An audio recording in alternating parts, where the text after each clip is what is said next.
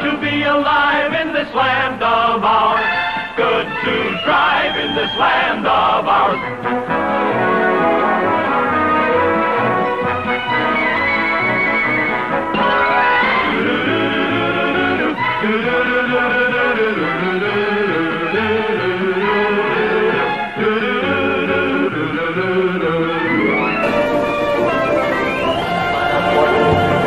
Hello, Canada hockey fans in the United States.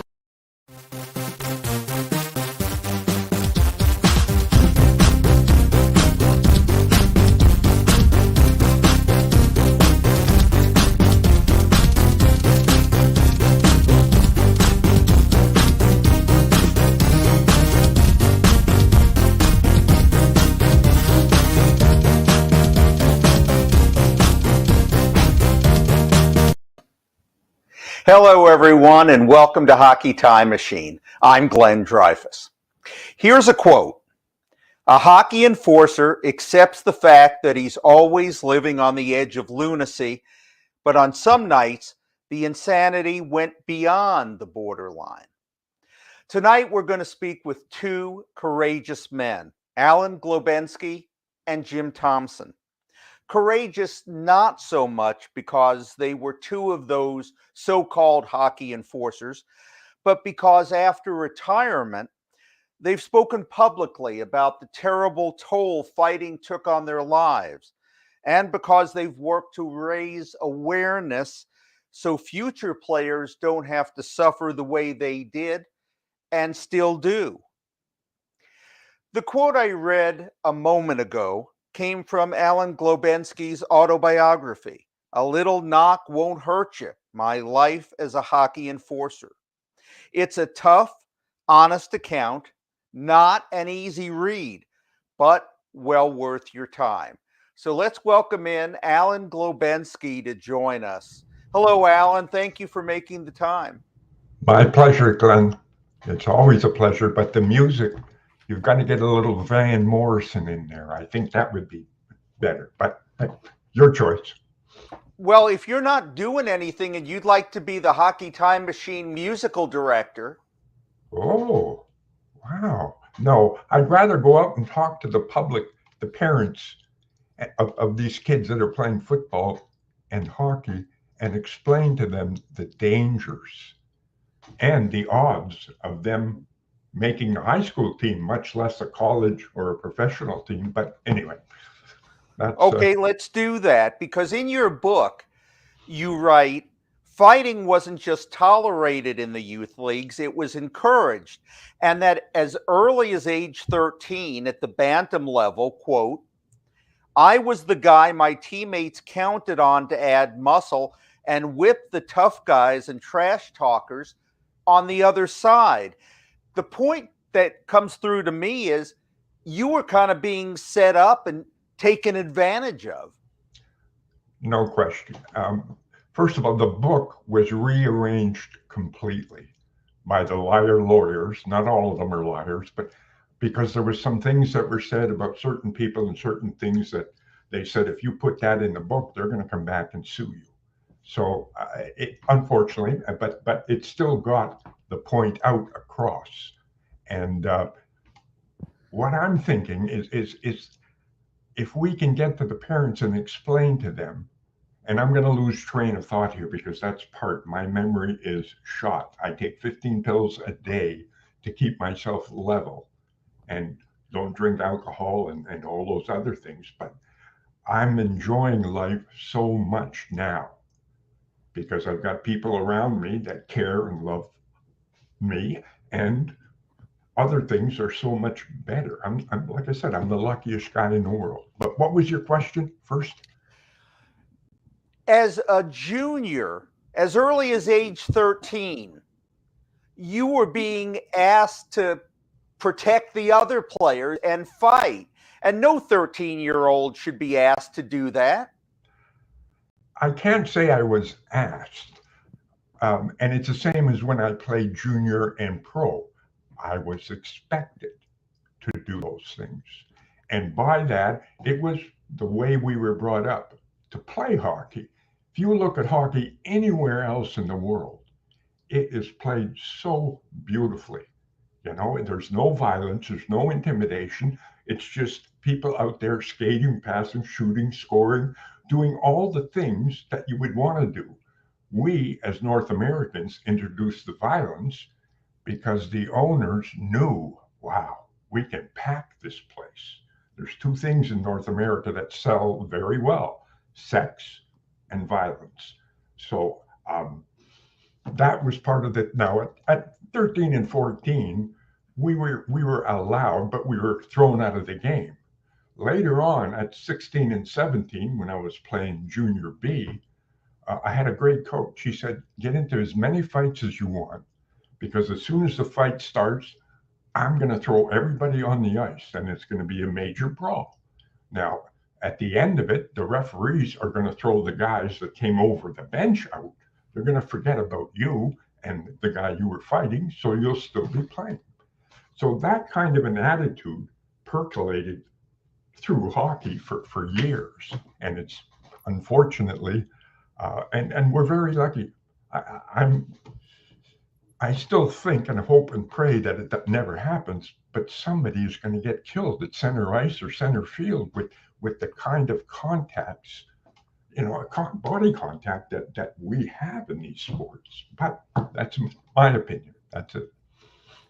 I was going to ask you this later, but since you brought it up, you played a year in Finland and they don't fight there, and the fans whistle at you and don't like it if you do.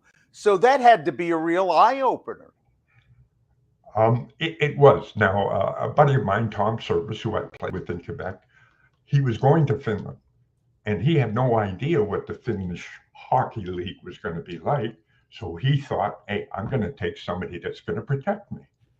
Now, when I first saw the Olympic-sized rink, I had, where's the binoculars? I can't see the other end. And just watching the practices of the kids, I knew I was way out of my element to try to play hockey here. Now, but Uksi, Kaksi, Kolmanelia, Viis, Kuus, Seitsemän, Galaxin, Yhdeksän, and Kymmenen. That's 1 to 10 in Finnish. There's not a word that comes close to English. We were playing a game in Tampere, and somebody skated in front of me and gave me an elbow. Well, he came around the back of the bench and boom, I hit him, down he went, the whistle went, and you're out of the game. You can't fight or throw a punch in European hockey. Or as I'm skating off, people are whistling, and we're in a different way. No problem. After the period, the coach came in his broken English. He said, Al, you're not supposed to fight. I said, yeah, but Esko, they're all cheering and whistling. He said, no. When they whistle, that means they don't like it. So I said, okay, thank you. But it was a learning experience, to say the least, because it was wonderful hockey. But I was just a traffic cop. You go that way, I'll try to chase you, and you go that way, and I'll try to chase you. But that's the difference. So let's go back to the timeline. You receive a tryout with the Montreal Junior Canadiens, a chance to play with Gilbert Perreault, Richard Martin, Bobby Lalonde. The best hockey player in the world, Gilbert Perreault. And yeah, I'm biased because I saw him from the end of the bench for a whole season. He is a little bit ahead of Orr because he does everything that Orr does, but in such a classical way. It's just so fluid, everything. And he's a great human being also. So playing in Buffalo, half the people in America they don't know where Buffalo is. They know it's somewhere up north, and that's about it. Playing in Boston, you've got a lot of more media attention. You've got a lot more awareness from the league and stuff. So Perreault suffered in that way. Plus, the big thing, and this is still going on, the French and the English. They don't like each other in Quebec. Well, the rest of Canada feels almost the same way about what Quebec gets away with in their French language charter and other things. So that was a problem also for him. You tell a story about trying to lay a hit on Perot in practice. Yeah. Hartland Monahan's a good buddy of mine, and we played together, obviously. And we used to, once every week or 10 days, we'd say, well, okay, we're going to unload on the, we called them frogs back then, and they called us squareheads. So I'm going to try to get Bert. And I lined him up. He was near the boards with the puck. Well, out of the corner of my eye, he obviously saw me coming and I wasn't going to rail him, like jump up and really hurt him, but I wanted to hit him. Well, as soon as I got close, he put the brakes on. I flew into the plexiglass, and then like those birds that fly into a window, boom, I just crumpled and fell to the ground. And the rest of the team, obviously, they're just sitting there laughing, right? But he was adept. Even at center ice, if you tried that, he would see you coming and boom, he could hit and knock you down because he was big and strong. If he had played for the Montreal Canadiens at that time with the team that they had, Gretzky would still have to be playing now to break Perot's records. He would have scored that much more. But that's my opinion again. Tell us about the intensity of the Quebec Ramparts versus the Junior Canadiens, and also what you called rightly the marquee matchup of Perot versus Guy Lafleur. I could see it at the end of the season because there was so much media attention. We didn't play Quebec except in that three out of 5 series heading towards the Memorial Cup. And I could see Perot being upset because he was reading where Lafleur was driving in a brand new Cadillac or whatever and making $8,000 or $9,000 a year. Bert was making $26 a week. I made twice as much, 52, because I lived at home. Bert had to pay 26. So he was upset by all and everything that was going on. And then, boom, when we got to Quebec, Bert didn't talk much, when he did, you listened, but he got on the ice and we warmed up and everything. And they come for the opening face-off. The referee drops the puck. 8 seconds, 10 seconds later, it's 1-0 for us. Perot goes through the whole team. And Lafleur was at center ice against him and scores. Now, at the end of the second period, we're sitting in the dressing room and we're losing 5-3, 6-4 by a couple goals. And Monahan and a couple other guys are sitting next to me and they're going, we're getting toasted out there. And I said, we're going to win this game. And they looked at me and they said, what, are you crazy? I mean, they're sweating and everything. And I'm sitting there just been on the bench all day, all night. Sure enough, Gilbert goes out and scores a couple of goals, gets a couple of assists. We end up beating them by 2. We beat them the next night, and we went back to Montreal for the last game because we had to win 3 out of 5 is what it was. We had to win the last game. It was 10-1 for us. Somehow Lafleur must have been on a power play. He was playing defense. Perot got the puck and started skating down towards the other end. He got to Lafleur, went this way and that way and that way, put the puck through his legs, picked it up, went around the goalie, boom, in the net. Then he came around and helped Guy Lafleur up off the ice, not doing it as a smart aleck move, but just because that's the way and type of person he was. And off we went. Great story. Another high point, the Junior Canadiens took apart a visiting Soviet national team. And there again, you remember a couple of years later when Alan Eagleson put that team together and played in, I don't know what they call it, the first time the Russians and the North Americans played against each other. It was an Alan Eagleson, his players were all playing for the team. They picked a couple of other players because if they didn't, the league said, hey, look, you just can't pick your agents. You got to pick. They picked Perot, and they couldn't believe that the coach had played he was coaching the team when we beat him. I think it was 9-1. And he said, Perreault was the best player I saw, and you're not even playing him. But the media never took up on that, so nobody knew about it. But hey, just an unbelievable player. That's what he was. And I'd like to, with your permission, go over some of the low points in junior as well, like fans throwing eggs at you in St. Catharines. Well, it's and the book says most everything that we had back then was yeah, it was true.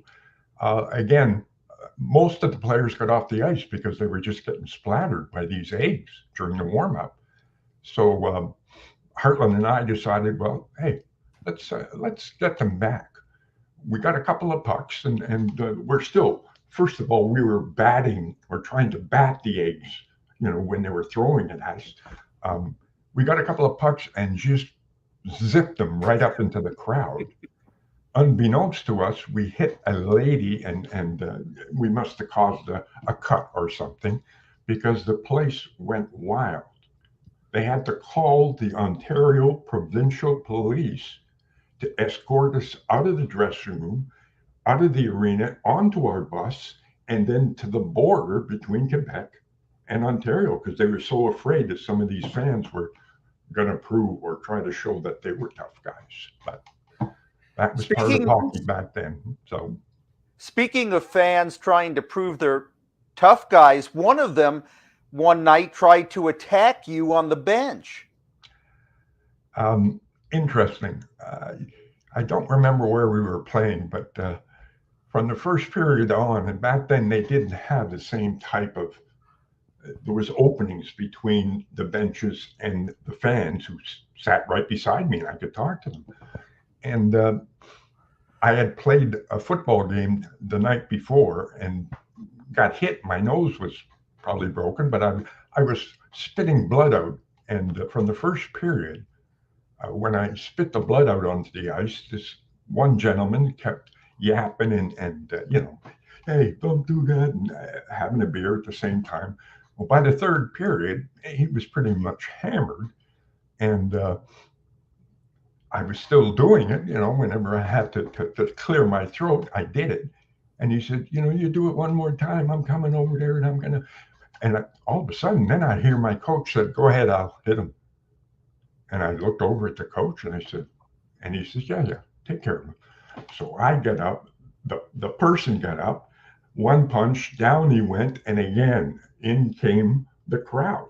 My players comes over and we're throwing sticks back and forth to keep them back. We have to get escorted into the dressing room again and escorted out. But that's how borderline insanity was one of the first titles that we were going to put on the book that we put out there. The great person down in Lewiston, Maine, where I started writing the book, he was the one that really did the writing. He put that as a title, and I thought, hey, that fits perfect. But it is and was and is what it is. So you mentioned football, and none other than the legendary Bear Bryant at the University of Alabama was interested in you. The CFL Montreal Alouettes were interested in you. You were a place kicker and a halfback, right? Correct. Growing up, at 6 or 7, I saw a football game on TV. First football game I'd ever witnessed. I immediately became addicted to football. Now, interesting, addiction and passion, two different words, but they're when you think about them, they're pretty close. I know addicted people that are very nice. I know passionate people they're great, but they're a little overboard. I worked my butt off from the time I was 6 until 18. I had gone to a football camp with the Alouettes at 14 years old just to kick and show them I could kick. They brought me back, and at 18, I was able to run the football, do everything. And my father was taking all sorts of phone calls from big time universities wanting me to go and you know, go to university for 4 years. But the Alouettes offered me a contract for $8,500, and I just jumped at it because that was my team. A week later, or 2 weeks later, at training camp, we're down about 30, 40 miles away from Montreal. I phoned home to see how things were, and my father says, "You sitting down?" I go, "No, why?" He says, "You want to hear this? Quebec, the WHA, World Hockey Association, had just started. Quebec was a transfer team from somewhere in Los Angeles or California. Now they had to pick up players. Maurice Filion was the general manager of the team. He was also the coach of the Ramparts when Lafleur and when we beat them. So he had phoned my father and said, "Look, we're going to give him $5,000 just to sign, and then we're going to give him $15,000 and $20,000 for 2 years guaranteed." Now that's almost 3 times as much money as I'm making playing football. I'm 18 years old. What do you think I'm going to do? Let's grab the money, right? And in the long run, it was probably the best decision. Football, you don't last very long before your body crumples. My body lasted for 10 years. It started crumbling at 35, 40, and 45, and is now, I've had 5 hip replacement operations. I've had 6 knee operations, and I could go on, but I'm alive and enjoying life. So that's the good thing, Clint. With minor league Lewiston, Maine, and with the Nordiques, you're brawling on a regular basis. And one newspaper columnist writes, in sympathy, I think, quote, "Like a slave with chains around his neck and feet, Globensky puts on a show from one arena to another. He's forced to do this to earn a living." What was earning a living that way like? It was when I was young and in the Forum and hearing my name chanted, and my ego went as big as this house. It was, wow, hey, I'm a superstar. I'm this, I'm that. Then after the season started, and when I got to Quebec, I said, wait a minute, I want to play too. Now in Lewiston, I got to play. So my general disposition is I'm going to help my teammates. I'm going to help somebody if I'm in a bar and somebody's pushing them. I'm going to go down and try to talk it down. But in hockey, it was just expected that at that time, one fighter on each team. This was before the Flyers, and they ganged up. But it didn't bother me when I was playing. I didn't mind that. When I was sitting on the bench and not getting any ice time in Quebec, I had fights with Filion and the coach. I said, look, you put me out there and you want me to fight, and then at the end when I get out of the penalty box, I'm back at the end of the bench and I don't get out anymore. I'm not here at your disposal. I'm here because I want to learn how to play hockey. Give me a chance. I wasn't a great hockey player. I was the first to admit it. But, one of my children asked me a couple of decades ago, she said, Dad, why didn't you fight more when you were in Quebec City? Now, she lives down just near Lewiston, so heard a lot about how I played down there and knew I fought a lot down there. And I asked her, Caitlin, why would you ask that question? And she said, well, we'd have a bigger house and we'd have a bigger swimming pool and life would be. I just shook my head. I said, yeah, okay, that's fine. But it wasn't that I disliked fight. That was my job, and I had no problem doing it. I mean, I got beat up just as much as I beat up other people. It's not something that 99.9% of the people in the world are going to get in tune to and with.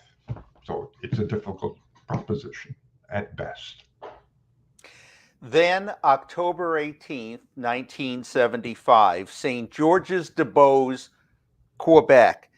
An awful sequence of events, starting with the way the Nordiques management manipulated you to eventually the 8 whole seconds you got to play before you were basically assaulted and ganged up on the ice. Would you mind sharing that sequence with us?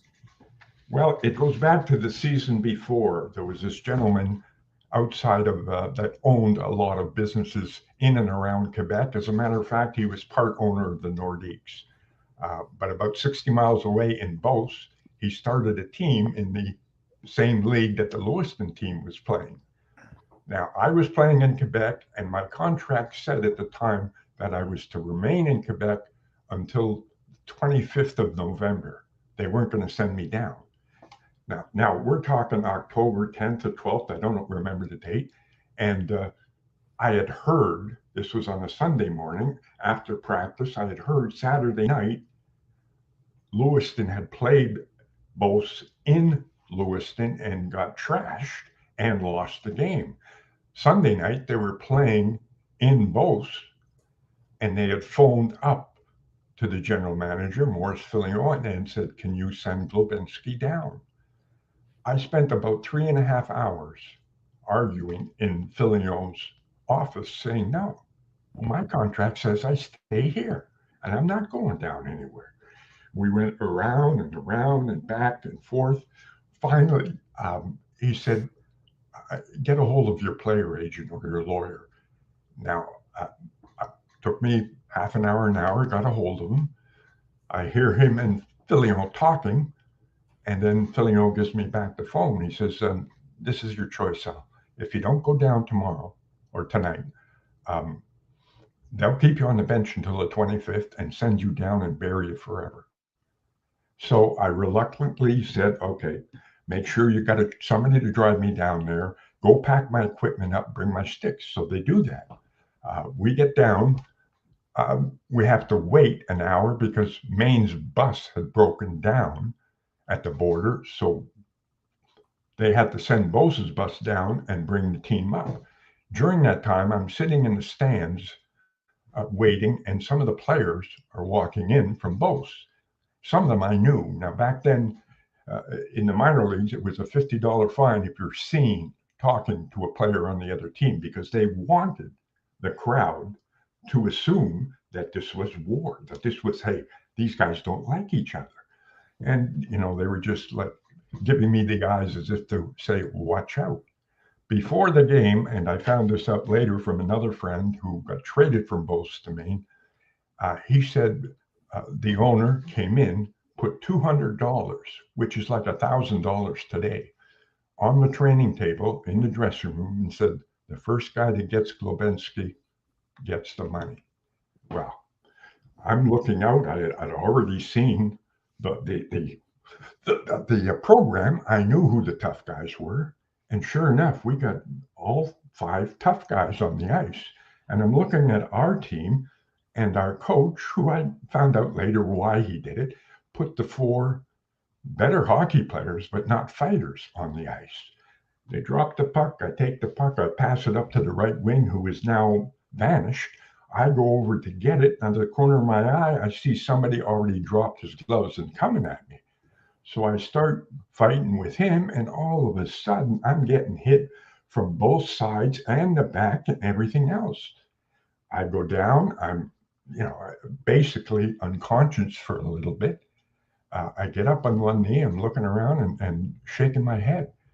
And I'm not blaming the Lewiston team. I mean, who would want to get into a brawl like that and get their heads beaten in, right? That's just the insanity that hockey was. Thank you for sharing that. And there's another difficult extension, because as bad as things got for you when you were playing, more than 90 fights, at least 60 concussions. But once hockey was over, you went down a dark path. Things were about to get worse. Would you be willing to share that with us? What we don't understand, and even I've been to see, I don't know how many psychiatrists, psychoanalysts, neurologists, wedding counselors to try to keep my marriage together, because everything was starting just to blow up in my mind. My body was falling apart. I was getting all sorts of operations. My mind started, hey, wait a minute. Yeah, I couldn't really focus.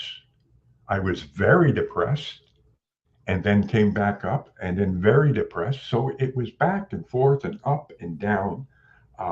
Fortunately, I had two wonderful doctors, one down in Lewiston and one up here in Montreal. And they both recognized that I had some big time head problems. I can't walk straight anymore. I have to use ski poles when I go around. I'm not allowed driving. I can't even drive my two-wheeler. But I've also realized a lot of pain is mental. If you keep thinking about it, if you keep relating to it, then things are going to feel pretty bad. They're going to get worse. So what I've done, and I'll attribute it to one of my ex-wives sent a book up with one of my children about 10 years ago when she came up here to stay for a couple of weeks. And it's called Earthing. And to a lot of people, it's going to be, just smoke and mirrors and full of crap. But I believed in it and still do. The energy that you can get from the earth can help you, and it helps me.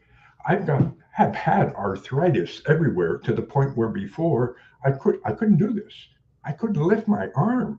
Now, I can do jumping jacks. I've got a punching bag downstairs that I use. I'm just lazy. I'm old. I'm retired. All I want to do, and retarded by the way, but all I want to do is sit and read on my computer or play games or enjoy my wife, her company, and life in general. So that's part of what pulled you out of the abyss. You mentioned your wife. She's the other reason you were able to climb out of the abyss. Interesting story. I'm about 17. It's just before I played for the Junior Canadians. We moved into a brand new school, and I'm with my buddy who also played pro hockey, and we're in the foyer, which is a big place. And this girl comes over, very good looking, and she says, would you like to come up to my father's camp up north? And I'm listening and looking her over, but in my mind I'm going, well, this one will take a couple of months, maybe longer, to get her in bed. So she certainly looked great, but it wasn't something that I was going to jump at the time, because I was a sex addict along with being an alcoholic, a drug addict, a gambling addict, and every other thing. But she goes away. Brian and I, my buddies, start walking down the hallway. This other girl, comes up and puts her finger right, almost touching my nose. And I'm kind of backing up. And I'm going, what? And she goes, that's my sister, and you ain't gonna F her up. Stay away from her. I said, no problem. I'm not going near her. And it proved out to be great, because at the end, before I was suicidal. I know I was, for at least 2 years. And my children kept me alive and just wanting to see them and have them grow up. But when I moved up here, I had a vial of pills. I knew where the vodka was, and I knew where to go to take it. Nobody would find me for a couple of days, and boom. But all of a sudden, everything started to change when things relaxed. Probably getting away from Lewiston all helped, because of the memories and the stuff. Here, I have great memories of growing up and playing football in a wonderful community where people, they just took care of all the children. I can remember 21, 22 being out to a supper with my father, and him coming up with a story that says, yeah, you remember the time that you threw rocks at that guy's window and broke it. And I'm going, you knew about that? Of course we knew about it. I says, as long as it was within the boundaries of being a kid growing up, our community was that close and helped most people. So interesting. Yeah, it is interesting. And right now I want to ask Luigi Buffone to join us. Luigi is an actor, writer, and director. He thought it was interesting too. And he's partnering with Alan on a documentary. So welcome, Luigi, and tell us all about your interest and your interaction with Alan. Yeah, thank you. Thank you so much for having me. Hi, everybody. Hey, Alan. Nice to see you. Yeah, so great story. So about 2 years ago, I was promoting a play that I had written and produced, and I'm waiting in the green room at the TV station, and I met Alan. I didn't know who Alan was. I'll be honest with you. I'm not a big hockey fan, so I don't know. I really don't know much about hockey. So, but I met Alan, and we had a bit of small talk and all that, and then he went on to do his interview before me. So I got to watch his interview on the television in the green room. And when he started talking about his book and about his life story, I just immediately got captivated. Even if you're not a hockey fan, I mean, you'll get captivated by Alan's story. And I mean, to me, I wasn't watching an interview. I was watching a movie. So that's how that all started. So after the interview, I got in touch with Alan, and we've been friends ever since. And we've been working on this film project together. And how do you put together a life story like Alan's? Because there's a lot of his story we haven't even touched on. Yeah. So, I mean, we can't make a film of his whole life story or the whole book. It's not going to be the whole book. It's really going to be inspired by Alan's story. And there's going to be a lot of different parts. And it's going to be mostly after Alan retired.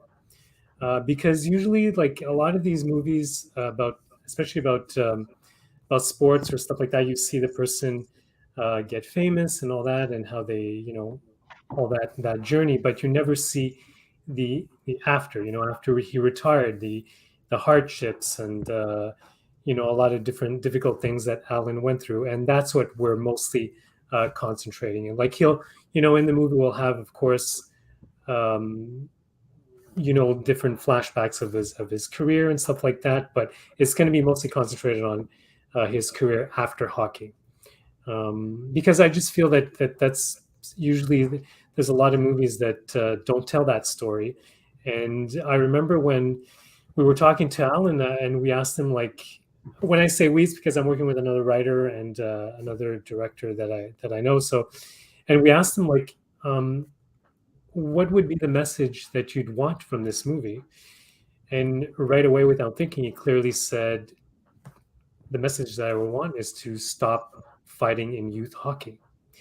And that's what the message that we're trying to get across. And and Alan, I mean, as you read the book, Alan has such an interesting story. And that's why we're doing this movie.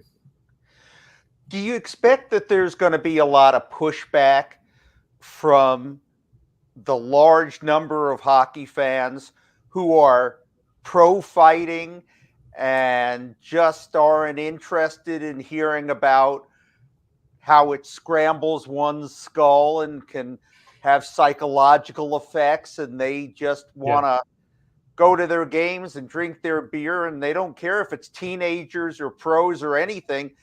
They just want to see their frustrations being answered through the gladiators on the ice.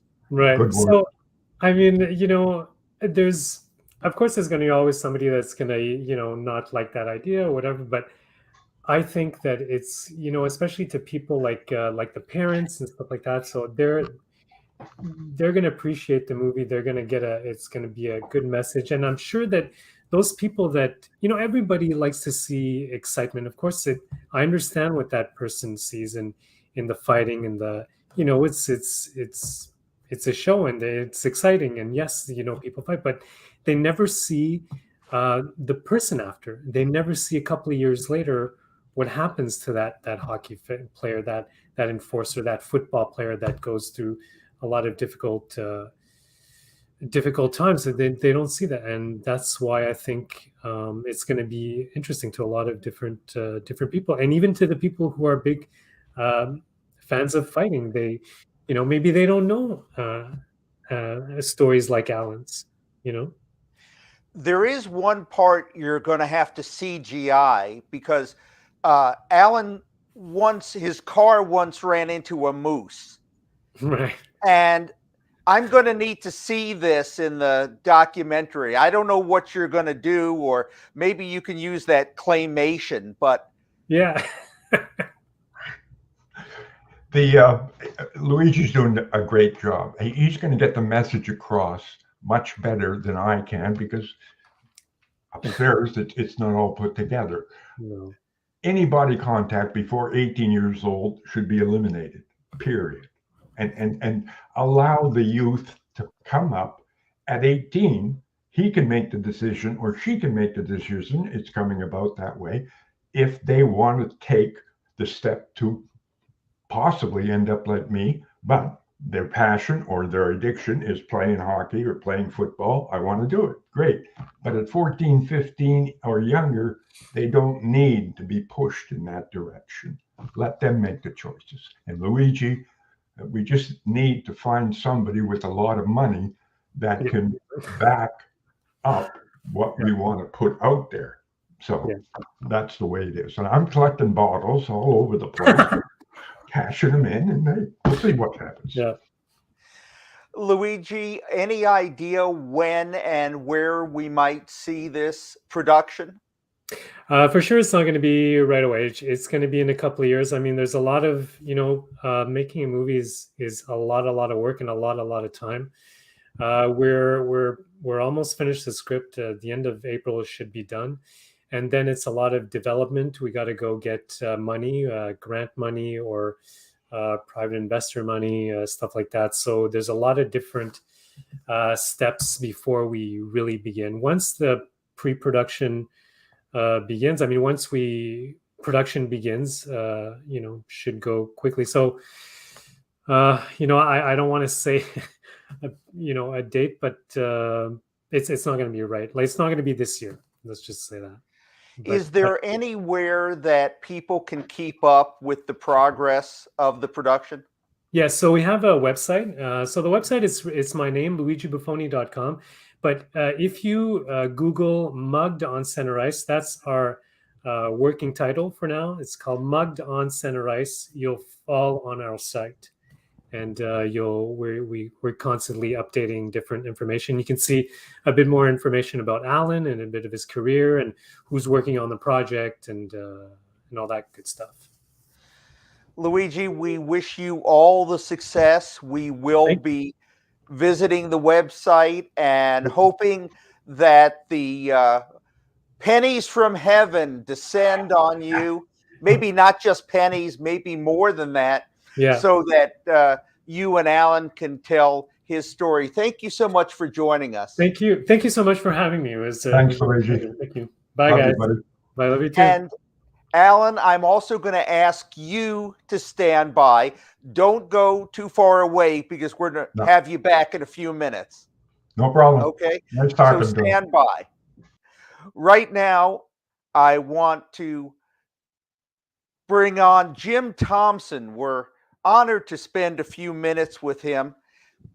We read the stats about Jim Thompson. You'll learn, as I did, he once scored 25 goals in 41 games with Baltimore of the AHL.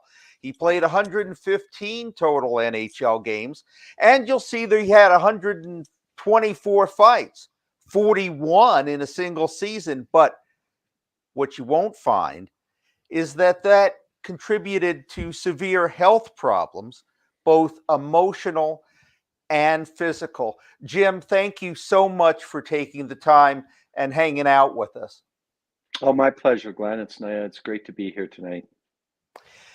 Both your parents died of alcoholism. You had older brothers who were into drugs, and you were the youngest of 10 children. So, do you feel like you were behind the eight ball right from the start? I was, and I always say this, that my parents were the best parents they knew how to be. And we grew up in a different era, a different time. And, sitting out in the car at 3:30 in the morning, waiting for my parents to come out from the bar with my brothers and sisters in a big Chrysler car, things like that. I grew up in a trailer park. So that was a whole nother lifestyle. I always tell when I talk to groups, if you've seen the Trailer Park Boys, that's what trailer park life is like. And a lot of alcohol, a lot of drugs, and a lot of crime, and all these different things. And I started drinking and smoking marijuana when I was 12 years old, and got out of it when I was 14. And obviously got back on the right track. Always had the addiction in my body, and ended up playing 10 years pro on 6 NHL teams, and had a decent career, a dream. It was a dream career for a kid from a trailer park who grew up the way I did. So, yeah, it was a unique upbringing for sure. You take up hockey, and in junior, you tell the story about catching this big, bearded, older player with what you described as a lucky punch, only hmm it didn't really turn out to be that lucky because it seemed to have pigeonholed you as a fighter. Yeah, so I was 14 playing junior B. I was a goal scorer, and I'd scored 68 goals that year in midget. And the junior B team called me up, and I remember in warm up, I'm like, "Where am I?" And all these monster 20-year-olds, and this big guy with a beard. And next thing you know, I'm in front of the net, and he cross checks me to the ice. I get up, and he looks at me like, "You want to go?" The old words, and having three brothers that were bikers and tough guys, and taught me protective instincts and hit first, ask questions later. Well, I hit this guy perfectly on the chin, and he went down. And unbeknownst to me, 14-year-old kid in Devon, Alberta, knocks out one of the tough guys in the junior B loop. And next thing you know, I started this little reputation. So, that carried on to when I came.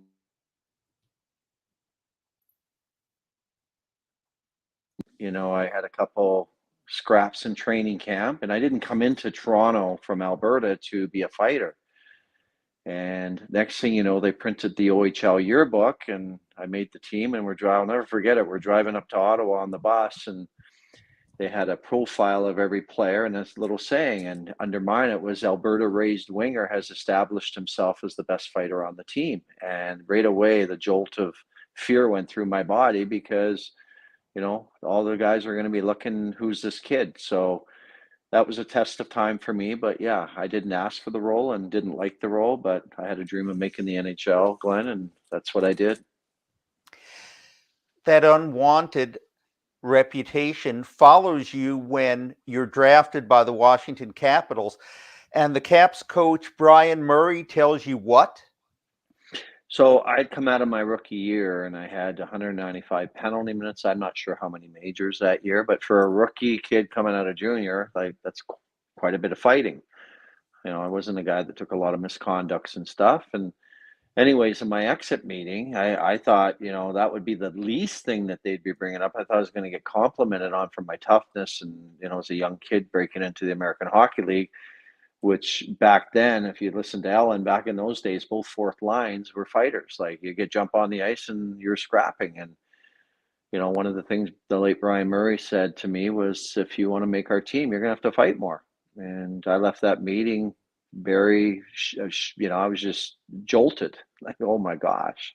The next year I had 41 fights in 57 games, led the American League in penalty minutes, and saw my first NHL action. And like I said, I would do anything to live out my dream. And that was not something that I wanted to do. I don't like using the word hate, but I hated fighting. I was a goal scorer, but I would do anything to stay in pro hockey, and riding, 3 fights in 3 nights in the American Hockey League. One weekend I had 7 fights. My hands all you know, ripped up. And you know, you have to understand, Glenn, that bare knuckle fighting in pro hockey against some of the biggest, baddest, toughest guys is not an easy thing for a young boy or a young man that's really not into it. But I chose it, I did it, and you know, I'm here to talk about it. You actually kind of kept a book on possible opponents. I've read that you took a scientific approach of when to be in the clinches and when to do this and that so that Yeah. you didn't lose your fights. Well, listen, I'm 6'1", 200, and you know, I played my heaviest was 215 or whatever.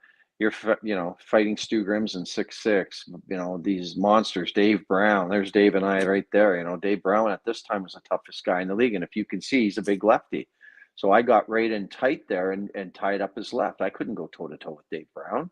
So, you know, I was a strategic fighter, you know, threw punches when I needed to throw them, but I was not the guy to stand back and go toe to toe with these guys because I'd never survive. So I hit hard, I played tough, I was not easy to play against, and I did my best with my ability to stay in pro hockey. And like, you know, the records, whatever, 124 bare knuckle fights over my time. That's a lot of bare knuckle fighting. And you know, it's what I did. But yeah, I studied, I watched videotapes, and every time I would go into a building, I knew exactly who I was fighting. You couldn't get hit by Joey Kosher or Tony Twist. That's just, you know, asking for big trouble. So you needed to get in tight with guys like that, you know. So everybody had a strength, you know. You needed to know who left-handers were because, you know, that was another disadvantage to a guy like me. So yeah, I really took the book on it and studied it just to survive. And as you've courageously admitted, you, like all hockey fighters, were always one punch away from being out of the NHL. And that anxiety from the enforcer role forced you down a path where you used drugs and alcohol. Yeah, like, listen, I had the addiction bug in me from my family. I stopped, went to be serious, obviously. To be a pro hockey player, you can't live that lifestyle and make the NHL. So I was a very serious athlete that always had this addiction.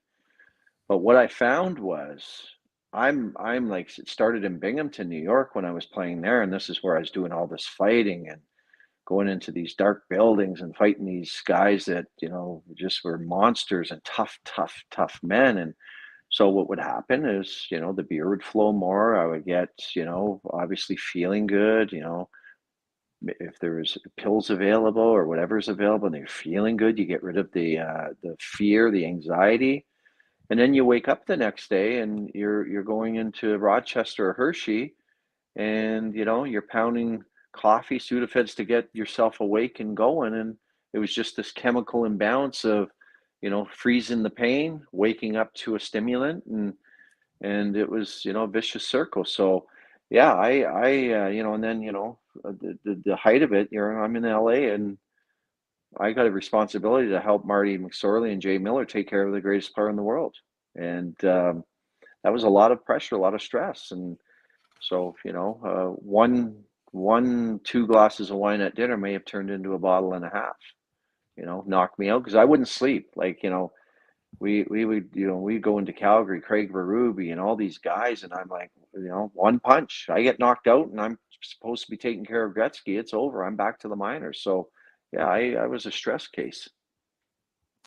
Allow me to detour for a second. You acquired at least 3 nicknames that I found in your NHL travels: Top Gun, Horse, and Jimmy Two Times. Where did they come from? Well, at least you're good, man. So let's start with Top Gun. So in Washington, Rod Langway, I always loved to go corner, and this is when the movie was, you know, the popular movie. So he was a character, Rod, and he started calling me. He goes, you know, I'd get the odd nice goal in practice or whatever. And actually, my very first NHL goal against Eddie Belfour, it was a top corner goal. So he started calling me Top Gun, and it was just simply because I like to shoot top corner all the time. Horse was in LA, so Bruce McNall, our owner, was into the race horses with Wayne and what have you. So, you know, I started really following that and ended up buying some horses down in California. And Luke Robitaille gave me that name, and they started calling me Horse. Jimmy Two Time was in Anaheim, and we were on a trip, and we were watching the movie Goodfellas. And Stu Grimson was sitting beside me, and there's a character in the movie called Jimmy Two Time that say everything twice. So that was where that name came from. Just Stewie just said, "Oh, Jimmy Two Time," so that stuck with me too. So yeah, those were how I got those names. And whenever I run into that team, I was just talking to Rick Knickel with social media, and he's calling me Horse. Talking to Sean Van Allen from Anaheim, he's calling me Jimmy Two Time. So it's kind of funny how it all goes down. And then back in the day, Sean Simpson or somebody's calling me Top Gun. So it's really, the names carry right through our life. You also landed a role in a Mike Myers movie, The Love Guru. Yeah. By the way, myself. the Love Guru is my Tinder handle. Oh, no way. But just go with it. I'm going with anyway, it. Yeah. I want to ask you about a conversation you had during filming with none other than Bob Probert. But before we do that, what's the backstory of getting cast in a Hollywood movie?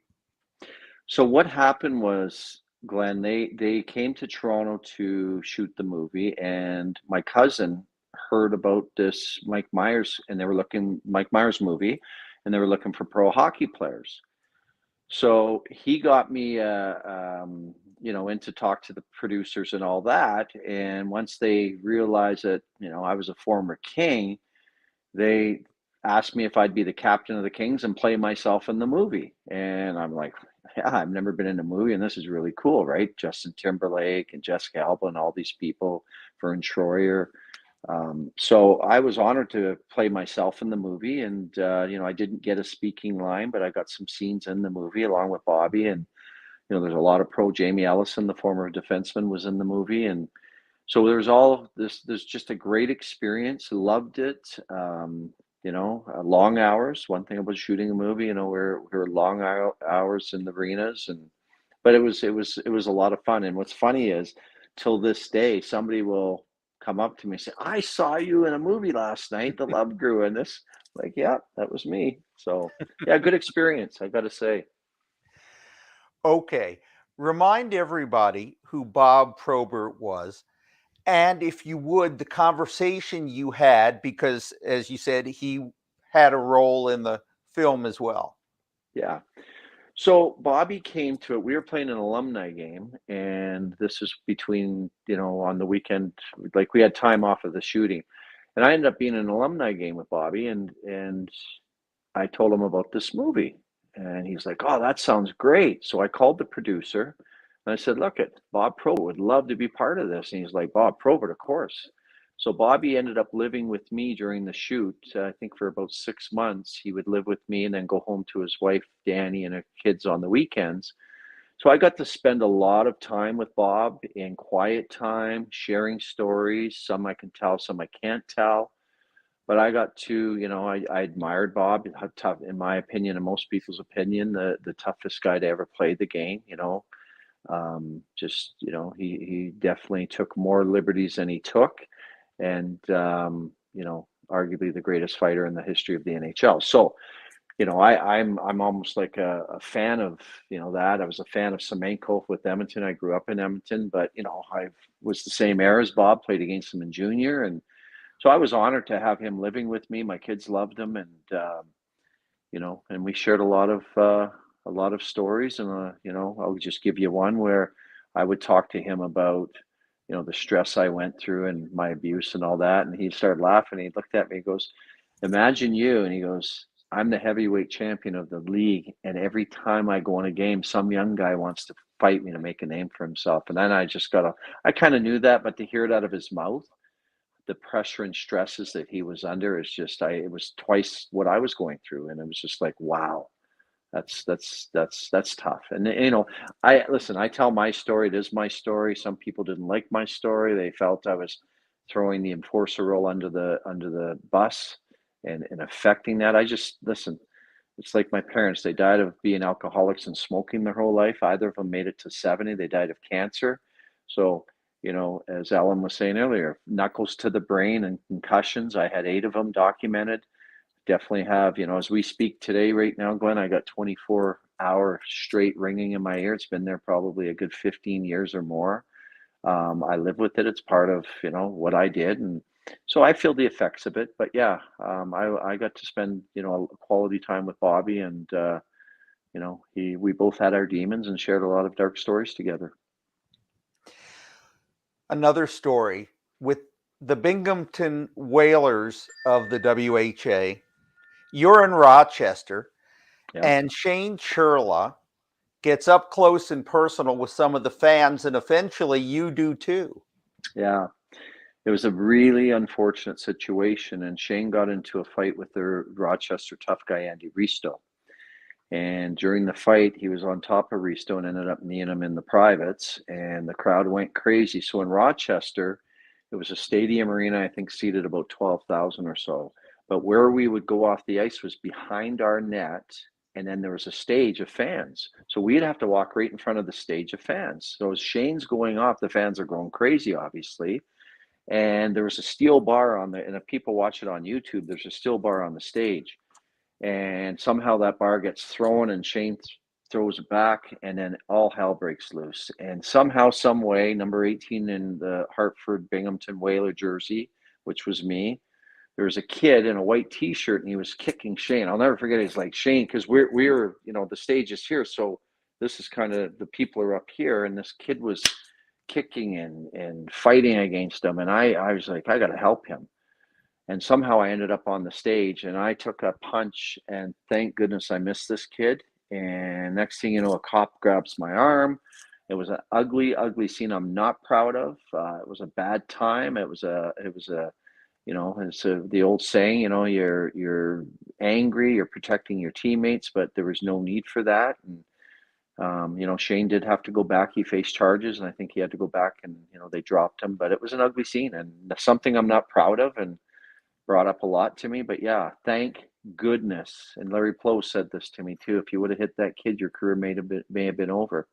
And I was just helping a teammate. That was the, protect one another. But it was an ugly scene. I appreciate your honesty about that. Here's something you can be proud of. And I was going to make this the only interview you'd ever do where I wasn't going to bring up Wayne Gretzky. But this is such a compliment, I have to mention it. LA leaves you unprotected. You go to Ottawa, who picks you up in the 92 expansion draft, and Wayne makes sure that the Kings trade to get you back. That's a compliment. Yeah. So what, can you hear me? Because my headphones went out. Yes, I can hear you. Okay. So what happened was this. I played with LA, and I got picked up by Ottawa in the expansion draft, as you said. And at the Christmas break, we had played the Toronto Maple Leafs and Maple Leaf Gardens. And back then, we didn't have the cell phones and everything. So I came back to the hotel about 11 o'clock. It was the trade deadline for the Christmas break. And when I got to the hotel, the press was all there, and they said, how do you feel? And I had no idea what they're talking about. And they said, you got traded back to the Kings tonight. And I'm like, wow. Because, you go from playing with your idol, Wayne Gretzky, in LA to Ottawa, first-year team that was really struggling. So it was, it was a great break for me, because it's the year we went to the Stanley Cup final. But I met the team in San Jose, and when I got to the hotel, the first person I ran into was Bruce McNall, our owner. And he said to me, he goes, listen, I got to tell you something. Wayne made this trade. And I'm like, really? He goes, yeah. He said, because I was a dressing room guy. I was a character guy. And obviously I was, helping Wayne stay safe on the ice. And it was something that, I was just so honored that, they traded a 20 goal scorer, Bob Kadowski, for me. And it just was such a huge compliment to know that my idol made the trade for me. And, even told me, it's as much as I did on the ice, but, how I was a kind teammate and what I did in the dressing room to, be just a good teammate. 2011, is a tragic year. 3 NHL players known for fighting die. Derek Boogaard accidentally overdoses. Rick Rippen's death was a suspected suicide. Wade Belak is found hanging in a Toronto hotel room. Depression is a contributing factor for all 3. In the decade plus since 2011, what has changed and what hasn't? Well, I think the NHL has done a great job in taking out the fourth line enforcers. And, I didn't come out, and I forget what year it was when I said the enforcer role is killing these people, because I was very close to suicide 3 times, Glenn, and it was all from my role because of the anxiety, the mental health, and all these things that I experienced. Now we know about mental health and all these things. I understand it now. But I was living in this, this horror movie, with this lifestyle. And I can tell you, I talked to these guys. I talked to Wade Belak. I talked to Bobby Probert, the toughest guy of all time, and we all lived with the same anxiety and fear.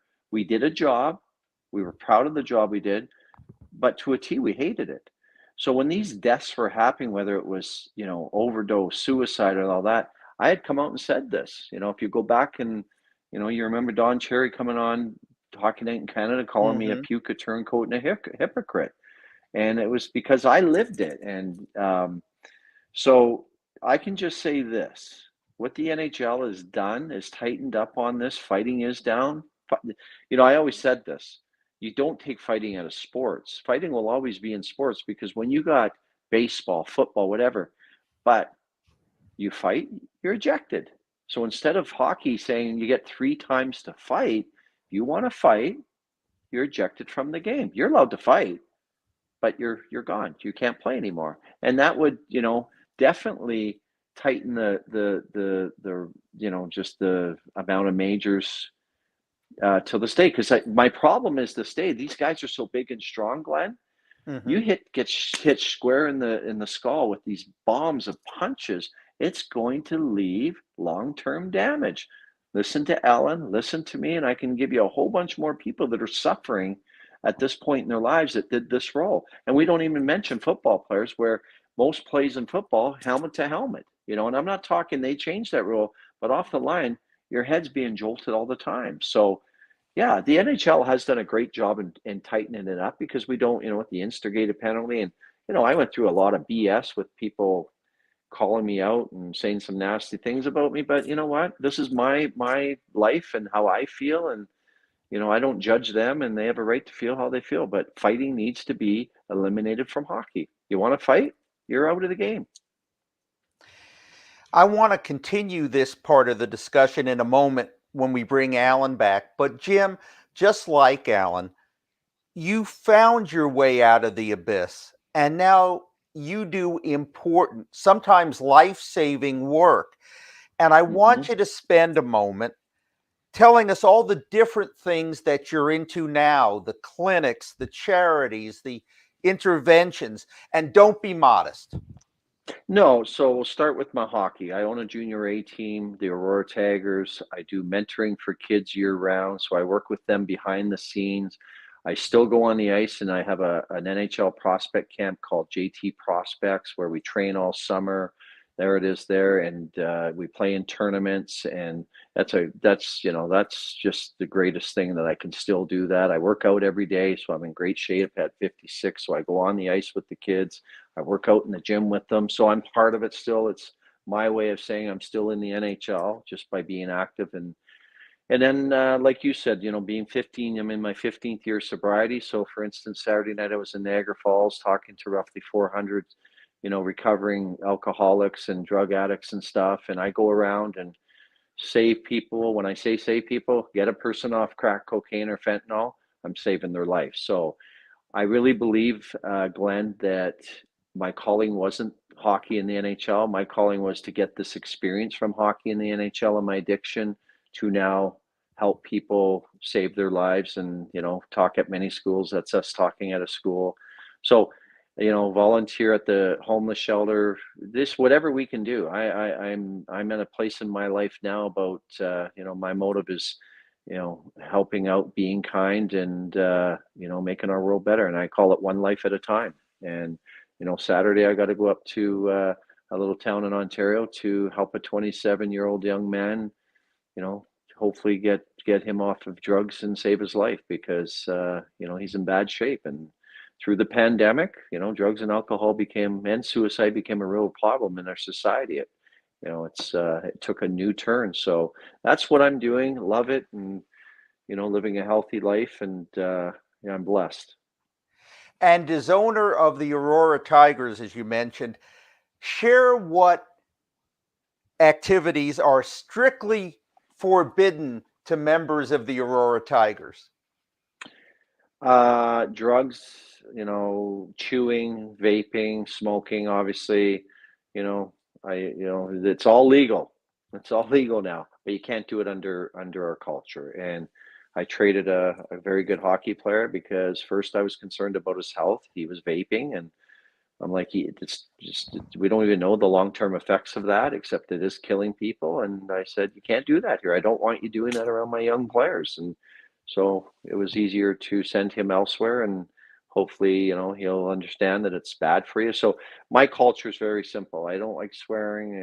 I just like to be professional, be kind, and play hard, play tough. But just the barbaric end of all that, I want nothing to do with it. And certainly I want nothing to do with my players, getting into anything that's going to hurt them health-wise. I'd like to ask Alan Globensky to rejoin us. And I know Alan has been listening to my conversation with Jim. First, Alan, any thoughts on what Jim and I have been talking about? Very impressive, and very proud to have met this individual through this process. But and he's doing a wonderful job and lived a hell of a life. I have a very close friend who was one of the toughest players I ever played with or against. When I was writing the book, I phoned him. I said, Sudsy, were you ever afraid in your life? And he laughed. He said, Al, think of all the time we wasted being afraid. But when the game started, that went out the window, and Jim can say, let's go. This is my job. So, yeah, very impressive, though. Yeah, I can say, Alan, I'm honored to be on with you. I've read your story, and you've had a tough life, and I'm glad you're here to talk to us today and share your stories with us, because it's important that people listen to this, and it's important they hear that violence is not the answer. Anything I can do to help you, I'd be glad to. I don't speak French, so Quebec is out of my territory, basically. So let me know, I'll be there. Thank you. Take it away, Don. All right. The last set of questions, I'm going to direct them to one of you first, but then the other one, please feel free to chime in. Jim, to start with, you've said, and thank you, now you're no longer in the witness protection program. Most people, they ask me to turn off the light in the room I'm in, but never mind. You said if the role of the enforcer, if it was ever appropriate to be part of the culture of hockey, based on what we know now, it isn't appropriate anymore. Would you speak to that? And then I'll have Alan do that as well. So again, I say this, that, watching the fighting that's still going on, to me, there's still too much of it, because these guys are so powerful, and knuckles against the skull is not a healthy thing. And the NHL has, I'll repeat myself, has done a good job tightening it up. But I'd like to see it go where, in my league, Junior A hockey, you fight, you're kicked out. And it's a beautiful thing. Guys lose their temper. We're men. We got this, we're tough guys. And go hit the showers. And it should be like that in every league. And that way, it's like other sports. You fight baseball, you're out. You fight football, basketball, you're out of the game. Why not the same in hockey? What's the difference? No question. It's that is beyond insanity. But here's another avenue that they could take. Every player in the NHL, poll them anonymously so that nobody ever hears what side they picked. Ask each one of them if they would want fighting eliminated from hockey. Now, when some news reporter or TV reporter asks, that gets on TV. The player's not stupid enough to say, yeah, I want hockey fighting out, because he knows that the fighter on his team is either going to run him in practice, or if they get traded, he's going to get the crap beat out of him. But if you asked them away from everything, I would think 80 to 90% of the players in the NHL would say, get rid of fighting. Okay. And that's just my own personal thought. I be interested to hear what Jim has to say about it, but that's it. I would say this, Alan. I agree with you, because I look at the tough guys in the NHL right now. Milan Lucic can play. He's had a great year. He can play hockey.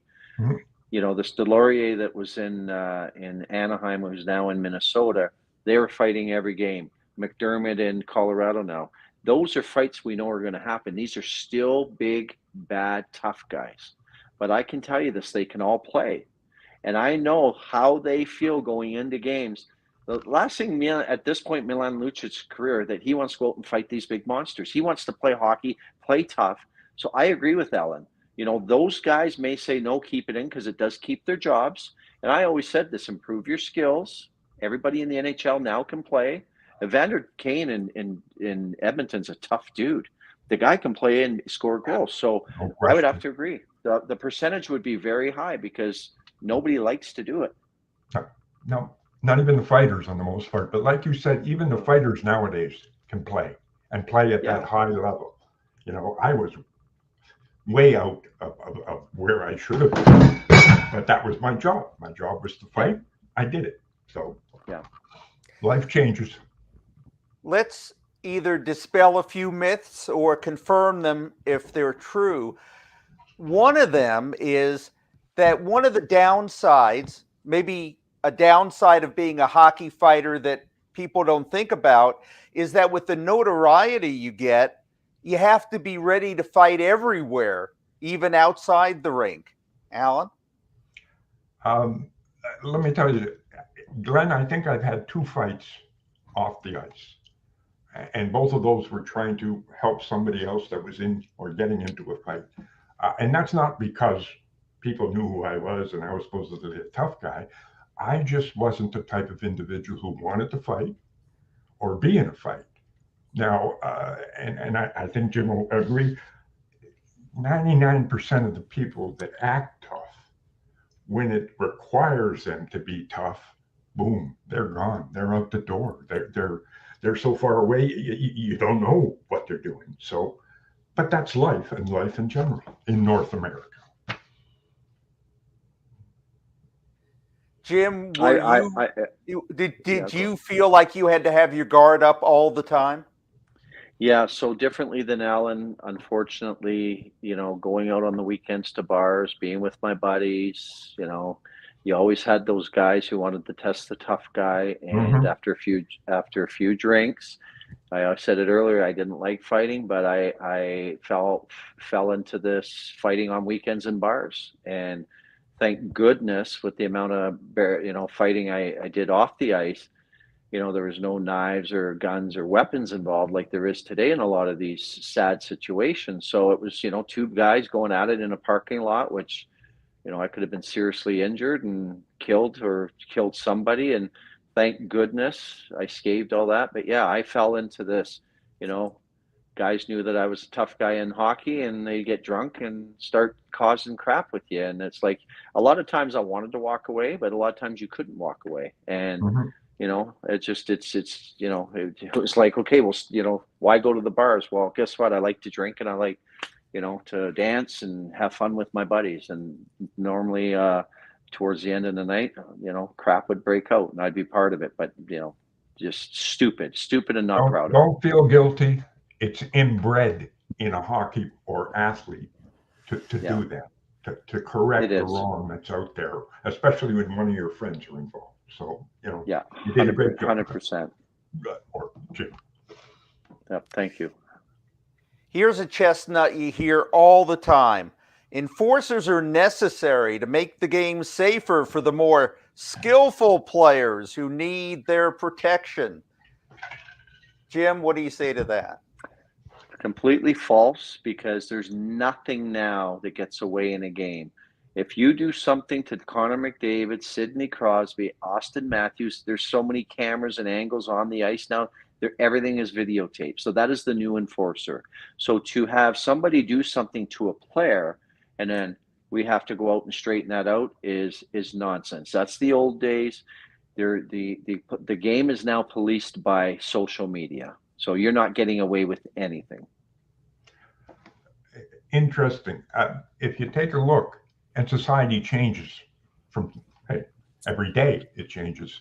But if we look at the violence that is going on in hockey now, it's so much smaller than it was before. And eventually, I think it'll get to the point where, boom, it'll be gone.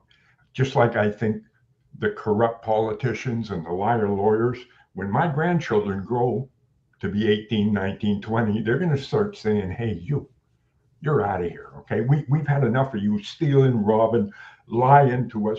We're going to straighten things out. I'm hoping and praying. I don't believe in religion, but I believe there's a creator up there, and I pray to him every night, hey, make it a better world. And it is becoming a better world. Like Jim says, it's hockey is getting so much better.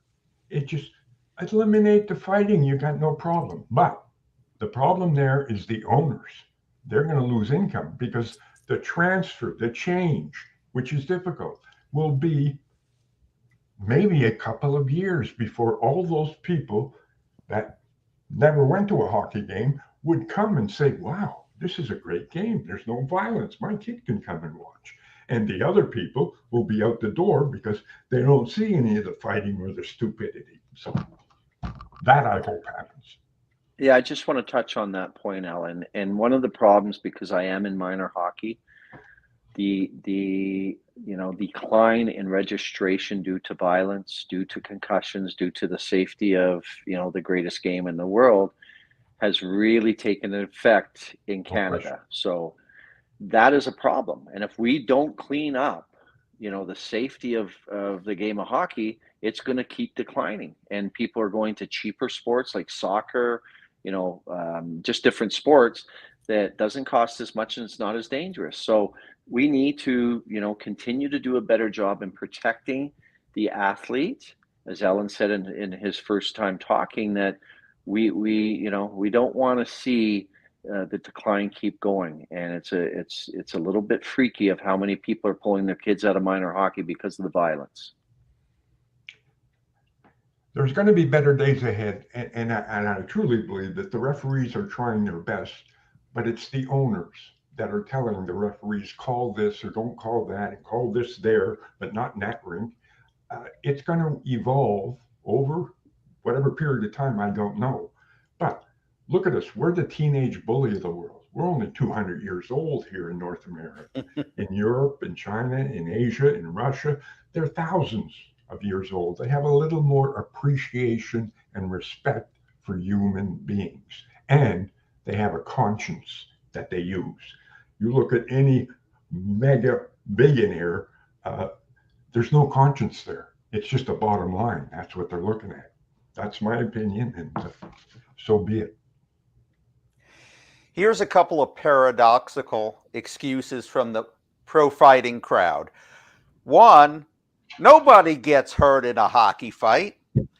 And two, opponents in a fight know what they're getting into, and they accept a certain degree of risk. Alan?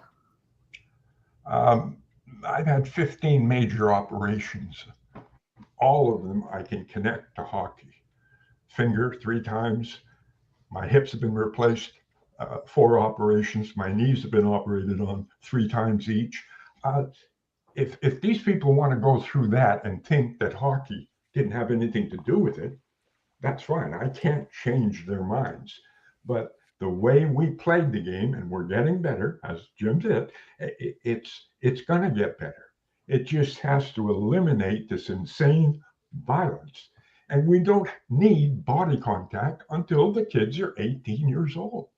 And that's my belief. And so be it. So I will say this, that it goes back to the safety of the athlete. Like this whole, the anti, people who want fighting. I say watch UFC. You love fighting, watch UFC. Watch a night of UFC. There's tons of fighting there. So it's one of these things where, we as the hockey world have to keep working to make it better. And Alan said this, it will get better, and we're getting better. But, it's damage control as we go along, and, talking to families and kids about, why to stay in hockey and all that. So all I'm saying is this, we're on the right track, but we need to keep the athletes safe. Jim, Allen has said that he yapped a lot on the ice, and he also liked interacting with opposing fans. Did you? No, I wasn't a talker, and I was just, I'd go out, and I was in an era similar to Alan that when we jumped on the ice, it was Stu Grimson dropped on the ice and we lined up beside each other. We knew like there was no need to talk. So I wasn't that guy that was yapping at the other bench, and I just went about my business and my job and never got involved with fans except that one time in Rochester. But I was a pretty quiet guy. Alan, why did you like talking to the opponent's fans? My wife says I'm a people person. If I'm in a restaurant and see something different, or they have a couple of children that are acting very well, I'll go over to the table and talk to the people, or try in Quebec. And I enjoy that. So when I played, if people were yapping and whatnot, I would try to play with them. And you're talking to me? I would look around and to try to engage them in some sanity, for them to come back down to a level to realize I'm a human being too, just like you. I don't need to be called or have my mother called names. You wouldn't like it. Well, I don't like it. But that's the way the sport was, and hopefully will be different in the future. Alan, in your book, you express amazement during a fight in juniors with a future Broad Street bully, Bob Kelly. So you have this fight, and then afterward, he says to you, "Hey, good fight." And I've also heard Archie Henderson, who once racked up 410 penalty minutes in a minor league season, say, "It's just business. It's not personal." Now, I can accept that when I'm watching a Godfather movie. It's not personal. It's just business. But explain for those of us who aren't part of the culture, how can guys who have just finished scrambling each other's brains have such respect and even warm feelings for each other? You want to take this first, Jim? Sure, I can. I fought many of my buddies, and we're good guys. Hockey players are all good guys. We're a tight community, and there's very few guys in hockey, even if you didn't like a guy. Like Rob Ray and I had the worst, it was this act of, as soon as we'd play, we'd want to fight.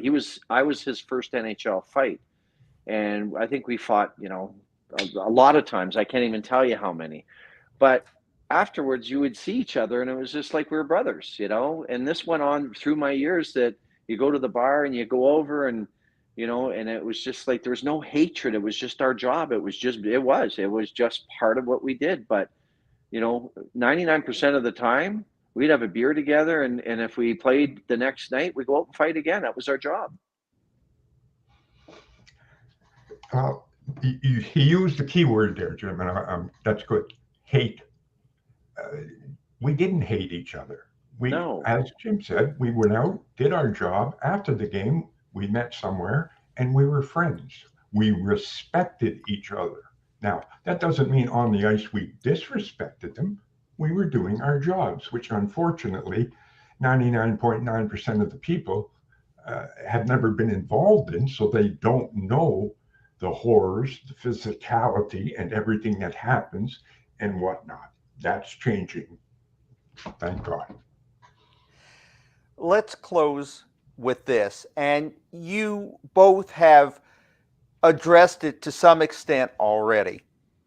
What changes do you want to see in the game of hockey at both the professional and at the amateur levels, so it's the game that we can all enjoy and not worry that we're going to have to go through the psychological and physical trauma that both of you have? So, Jim, if you will go first, please. Okay, at the pro level, I already said it. Take it down to one fight, you're out. I think everything else they're doing a great job. At the minor league level, being the amateur hockey, the kids, I would like to see more screening on coaches. I go to games and, 10-year-olds, the coach is F-bombing and screaming at kids, and that's not why kids play. They don't go there to be mentally and verbally abused. So I would like to see a better job policing the coaching in kids hockey, in kids sports, because that's just, there's no need for that. And that's pushing kids out too. Who wants to go and have some man screaming and F-bombing you? So those are the two things. Well, Jim said it best. Backing up what he said, I agree totally. And he mentioned a little bit before about hockey having less and less registrations. Well, I think the Canadian Football League is dying. If the National Football League in America doesn't come up and make it a minor league, in 5 years, maybe 10, there won't be any CFL here, which is good to a degree. Again, I go back on the 18. That's when body check should be introduced. The kid is older. He can understand better. He can effectively go out and tell and do what you're coaching him to do or tell him. So it makes sense to do that. I don't agree with fighting. I just, boom, you fight, you're gone. Now, in the book, I had a couple. No, I won't talk about Don Cherry, but I was listening, and I don't watch a whole lot of football or hockey anymore, but I was doing the dishes, as my job is to hear. And on my headphones, I was listening to a sports program, and one of the announcers said that Brad Marchand was one of the toughest guys in the league. I stopped because I've seen Marchand, and I'm not impressed. I went to the computer and dialed it up. He's had 12 fights in 11 years. Jim and I know people who had that in 2 weeks. So that doesn't make him a tough guy just because he yaps or licks somebody's face. And I hope I don't get sued for this, but it just doesn't make sense. So let's enjoy sports. Let's bring these little guys, little people up to have a great time and have a passion for what they're doing. So that's about it. Very well said. Before we go, I've been instructed to read this note. I am not now, nor have I ever been on Tinder. Also, I am not now, nor have I ever been a love guru. So there you go. But I do want to tell you both one thing. I started off by calling you both courageous. And I've left myself out of it because who cares? But I do want to tell you now, I've always been the guy in the stands that when there's a fight and everyone else is standing up, I stay in my seat because I'm not interested. It's not what I came to see. Tell me when it's over. I don't even really boo the opponents or my own team because they know when they're losing 6-1. But I don't go to see the fighting. I don't go to see people hurt. I don't get my sense of entitlement from watching somebody wearing the laundry I'm rooting for beat up the laundry I'm not rooting for. And it means so much to me and the people like me who think this is a beautiful sport, that people like you have had the courage to speak up, because it's not still a popular point of view to say we don't need fighting. We can still have hockey without fighting. And even with helmets, you know, people say we have more stick fouls because there's helmets. And to me, that's like saying, well, let's take the bumpers off of cars because then people would drive safer. Let's just drive safely. Let's leave the people who want the bloodshed and want to go back to the Roman Colosseum. We have the octagon for that. But hockey is a beautiful game, and we know too much, and we've heard too many personal stories of too many people who have been hurt by this. So that's my rant. And I just want to tell you, I say this because of how thankful I am for people like you, when it would have been easier not to speak up, and you did speak up. And I want to thank you both so much. My pleasure, Glenn. And I've got to say one thing, Jim. The WHA's 50th anniversary is coming up this fall.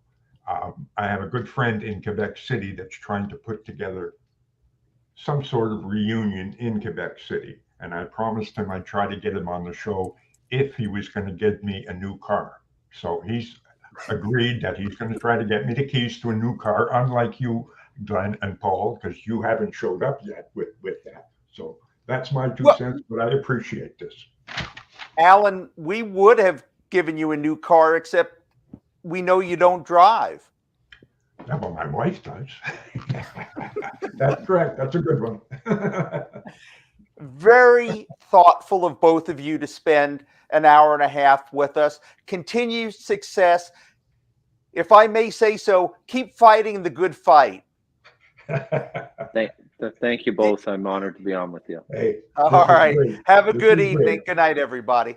Anytime. Thanks, guys. Bye-bye. All right, guys.